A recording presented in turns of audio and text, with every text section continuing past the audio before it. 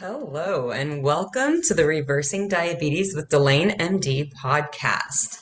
This is episode number 204. I am coming to you from Fort Johnson, Louisiana. I'm here seeing my family. I am in a hotel room. So if you're watching on the broadcast on YouTube, clearly I'm in a different place than I usually am. There are going to be some strange noises, and I hope that those aren't as loud I hope you guys can't hear them on the podcast, but if you do, that's why. So, if you're new to the podcast, I'm Delane Vaughn. I'm a board certified family practice physician. I'm a former emergency room nurse. I'm a veteran healthcare provider and the host of this podcast.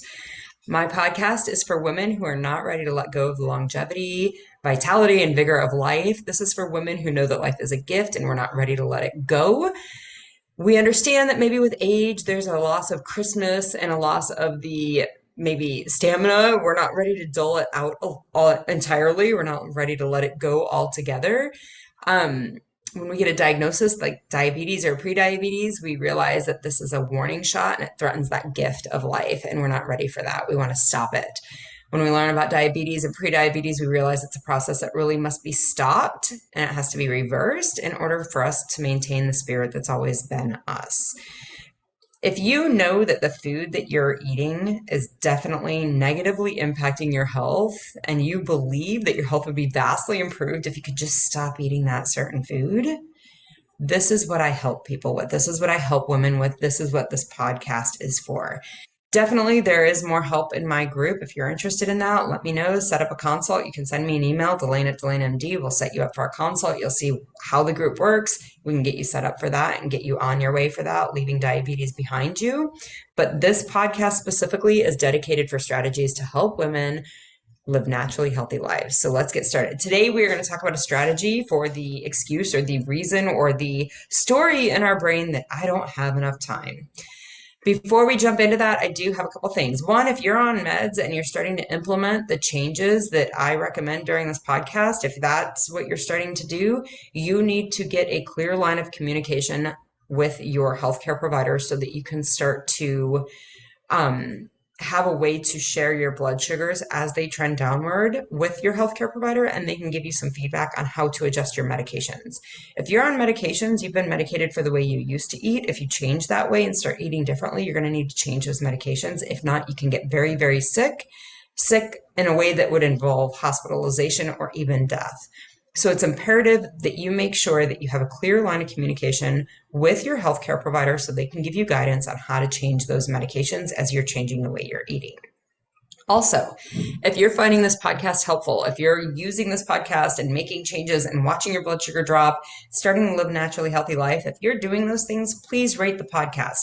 If you're listening on a podcast player like iTunes or Spotify or Google Play or whatever it might be, if you're listening there, rate it on that podcast player because they have algorithms, and the more people that rate and review the podcast, the more the podcast will be presented to new people.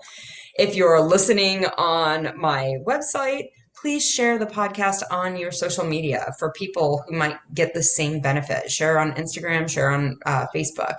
If you don't already follow me on Facebook and Instagram, please do so, Delane MD, pretty straightforward. And if you're interested in a little bit more help, there is a private group, Delane MD Reversing Diabetes group. Just ask for admission and we'll get you in there. Although I am not as good lately about getting in there and letting people in, but I will. So watch for it. If you've already asked, I will get you in there.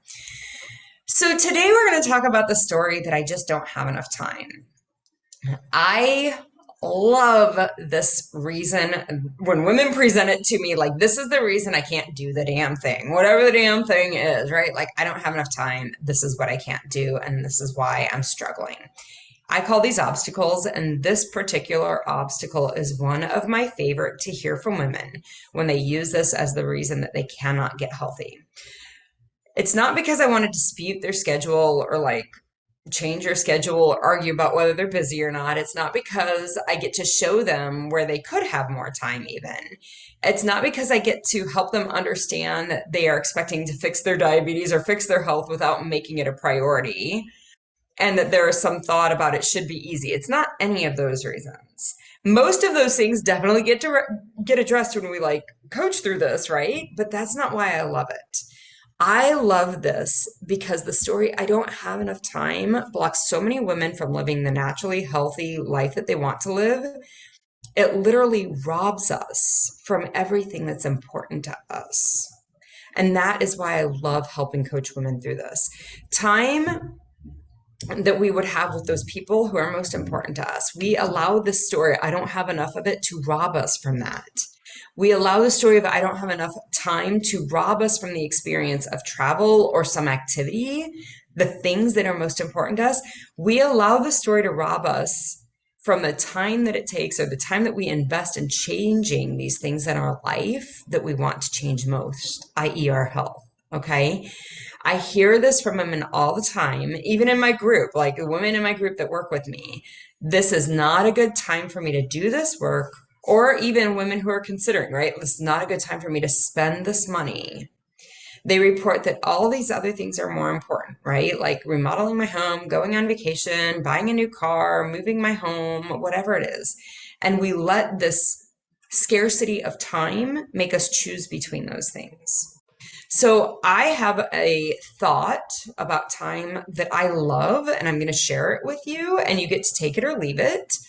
But I think that it is very, very true. And I think that when we start to view time this way, that we really start to get very intentional about how we spend our time.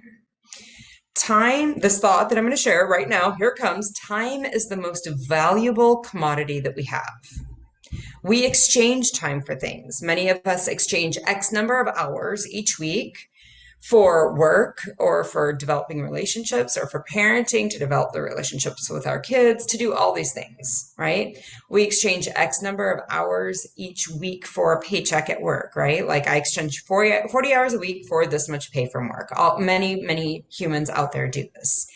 Or we exchange X numbers of hours per week for creating something. Maybe we do art, or we exchange it for help, like, right? Like I'll go and exercise for X number of hours a day that adds up to X number of hours per week. Or maybe we're doing something to create something in our community. So we're volunteering for an organization and we exchange X number of hours each week for that creation of this experience for others in our community. Okay. Maybe it's the Humane Society in your area, or maybe it's volunteering at Big Brothers and Big Sisters. Sometimes we exchange hours per week for doing certain tasks like paying bills or cleaning the house, right? Or gardening, right? Time is the most valuable commodity, and that's the reason that I think that it's the most valuable commodity that we have, is because once we exchange it, we cannot get it back. There is no amount of money that we can pay or anything else that you can do to get it back. When you exchanged 40 hours a week last week for work, there is nothing you can do to get those hours back. You can't give the money back to your employer and get 40 hours of your life back. Time is the most valuable commodity we have because there's nothing you can do to ever get it back. And this is the reason that we have to be very, very, very cognizant and intentional about how we're spending it. This is why I love doing this particular work with women. There is something incredibly rewarding on my end about helping women move beyond the story that blocks them. And it's very easy to see once we just take a few minutes to look at it. So today I'm going to teach you a strategy for changing the thought that I don't have enough time and creating intentionality in this part of your life. Okay. So first we're going to look at your priorities. And then we're going to look at your current daily schedule, the way that you are spending your minutes each day. And then we're going to reconcile your priorities with the schedule that you're doing, the minutes per day that you're spending on those priorities. We're going to get very granular in this exercise, and you will think it's tedious and you will want to gouge my eyeballs out for even recommending it. It will take some time investment initially, which is really difficult, a difficult buy-in for somebody who doesn't believe she has enough time. But I want you to really consider doing this exercise. The return on investment for the time that you're going to give here is invaluable. Okay. So many times the things or the results that we want in our life are on the other side of us slowing down and getting granular and giving ourselves permission to spend the time to see what's happening. Okay? Because what we want is a change in what's happening. And if you don't take the time to look at it, you're never going to see that. Okay? So, step one, I want you to grab a piece of notebook paper, and chances are really good that you're going to need a few pieces of notebook paper to do this exercise. Okay? And I want you to write down the 5 most important things in your life. Those priorities. And I want you to rank them with number 1 being the most important and 5 being the least important on that list of 5. Okay? I want you to do that first and foremost. Step 2, I want you to take a new piece of paper and I want you to write a timetable out, similar to like a planner. Okay? This timetable is going to have 15-minute increments that start with the moment you wake up and end with the moment you go to bed. So this is going to be a long list of 15-minute increments, right? So if you wake up at 5 a.m., you're going to have 5 o'clock, 5:15, 5:30, 5:45, 6 o'clock, 6:15, and etc. until you go to bed, whatever time that is, 10 p.m., 9:30, whatever it is, midnight, whatever it might be, okay? And each of these time slots, I want you to write down what you're currently doing in your days. Okay. So yes, I get it. You work from 8 a.m. to 5 p.m. Fine. You have this, 8.5, 9-hour work day. But during those times, I still want you to write in those 15-minute increments what you are doing specifically in each of those time increments. Okay. So if you're working on a project from 9:30 to 10 a.m., right? Project outline at 9:30, and then maybe task delegation at 9:45.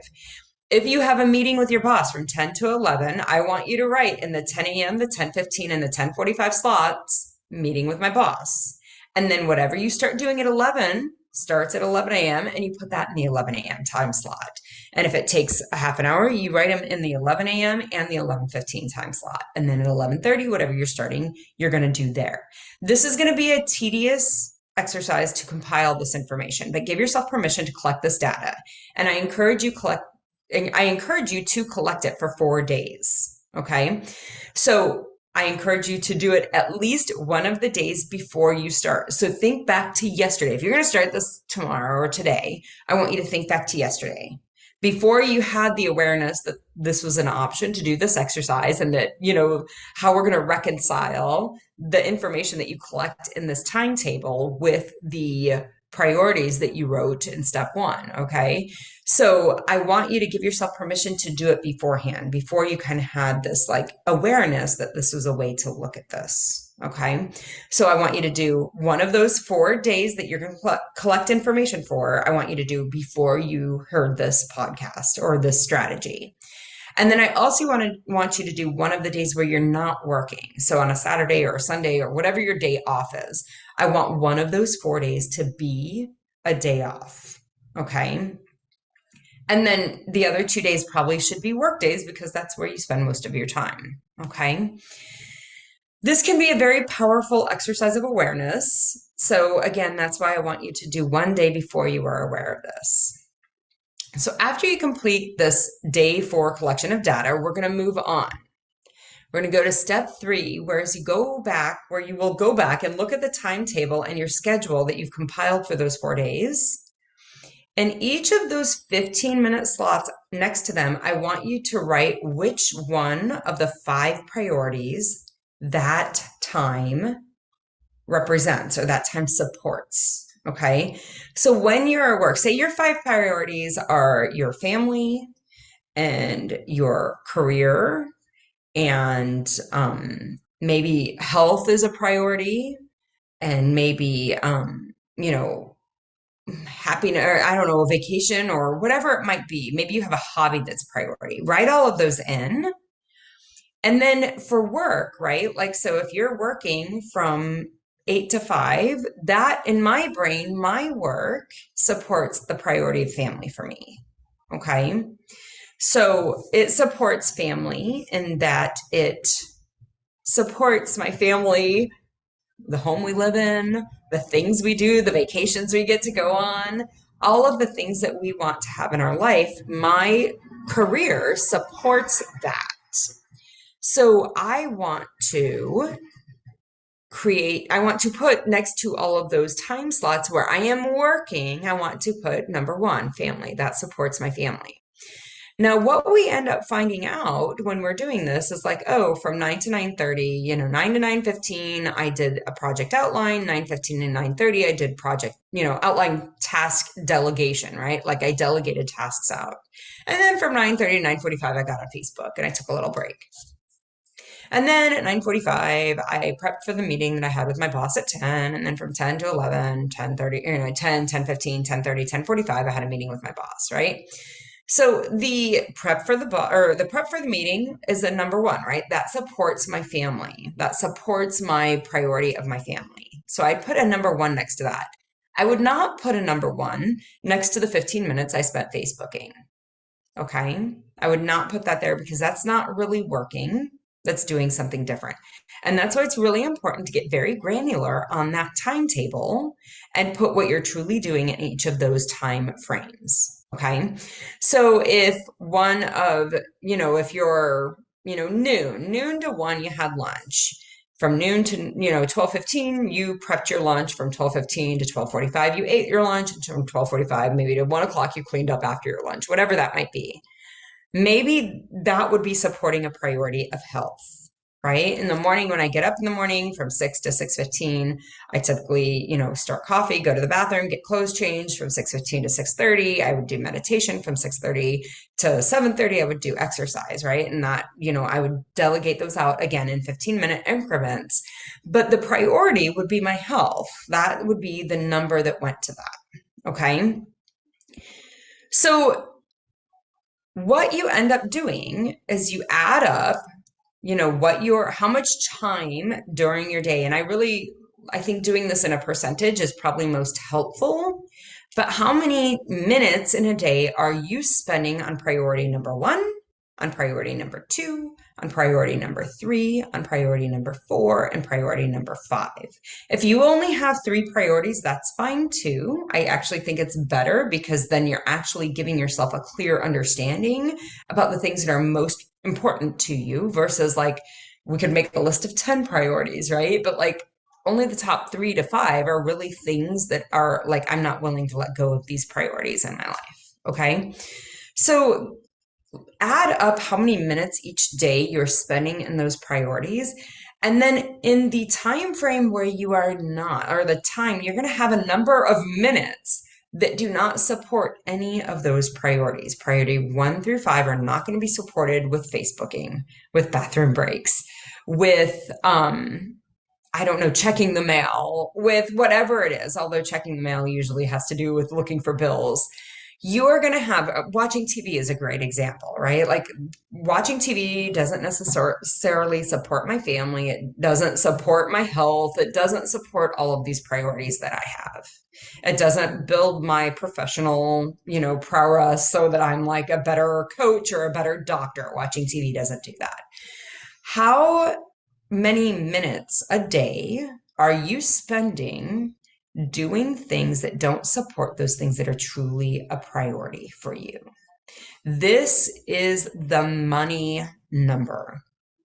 This is this place that you have agency to decide on some things, on how you want to do some things, to get intentional about your life. Part of this might be that you're doing many, many minutes in some area that you don't have listed as a priority because you don't think it should, quote unquote, be a priority, or you think something else should be a priority. So you may have this like list of five priorities, and number 5, you find that you're only spending like 30 minutes doing a day because in your brain, you're like, that should really be a priority. Like maybe taking care of your pets, maybe that should be a priority.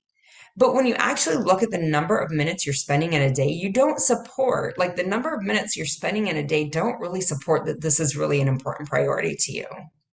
Versus you're spending a lot of minutes doing something during the day, and you're like, that's really not a priority to me. Like, I don't want to be spending my time doing that. Or it is a priority to me, and I need to put it in my priority list. Okay. So the example that I use here, okay, for me personally, recently has been in Facebook, right? I recently broke up with Facebook. I still have a private account because I have to have a private account to have my business account. And I do still do some business on that, right? Like I have my Facebook group. But again, like why I don't let people into the Facebook group as frequently as I used to is because I just am not spending as much time on Facebook. Okay. When I looked at how many minutes a day that I was spending on social media, I was appalled. I was appalled. And here's the deal. Your phone, if you have an iPhone, and I think if you have an Android, it will tell you how many minutes a day you're spending on doing these things, on doing social media, on Facebook, on Instagram. And they'll clump it together as social media and they'll say social media minutes. For me, it was hours. My days were measured in hours spent on social media. I think that's a really good thing to see. It's a great tool to use. Yeah, you can judge that I was on social media that long. That's fine. From my brain, like not judging myself as being good or bad. For me, it was really like, is this how I want to spend my hours of my life? Okay. Do I want to exchange other things? Again, these are minutes I cannot buy back at the end of my life. No amount of money I can make to purchase these minutes back. Is this how I want to be spending them?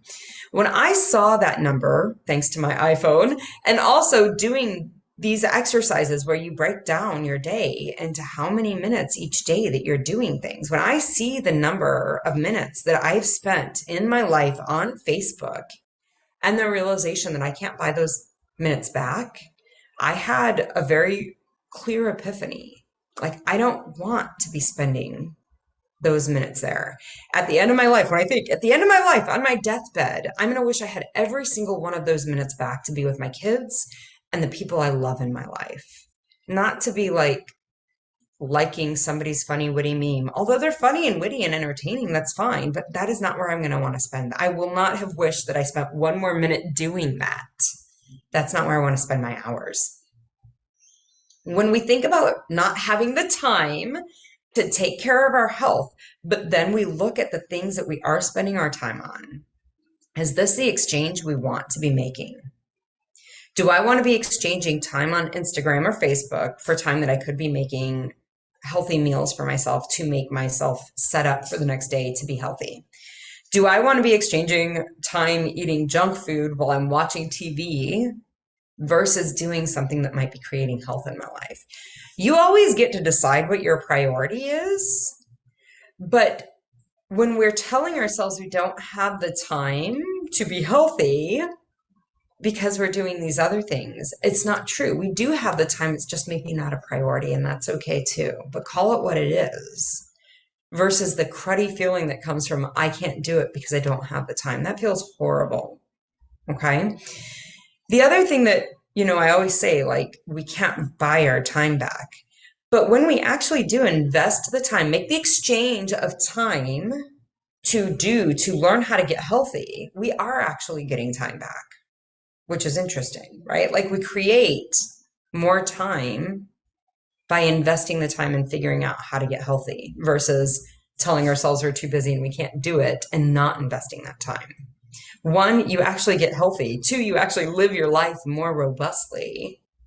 You're not on meds and you're not going to die early from some complication associated with type 2 diabetes. So there is the possibility. Now, we could all get in a car accident tomorrow and die, right? Like we aren't guaranteed that we get time back in our life, right? But we are taking steps actively to keep ourselves from dying an early death associated with the complications with diabetes, okay? So see what happens with this exercise. I highly, highly, highly encourage you to give yourself permission to take an hour and do this exercise. Even if you don't maybe collect the data in real time, although I think it's most effective if you start collecting that data in real time. This exercise will allow you to see where you are actually spending your time and if those spaces are really where your priorities in life are. Are you spending time supporting the priorities in your life? And if you are not, are you ready to start doing that? Okay. So I hope that is helpful for you. If you have any questions about this exercise, don't hesitate to holler at me. Send me a message, Delane@DelaneMD.com. I'm happy to answer any questions. if you're ready to get started on this. Again, if you know there is a food that you're eating and that's what's causing you to not live a naturally healthy life, please reach out to me, set up a consult. Delane at DelaneMD.com. We'll set that up and we'll get you started living a naturally healthy life. I hope this was helpful. I'll be back next week. Bye-bye.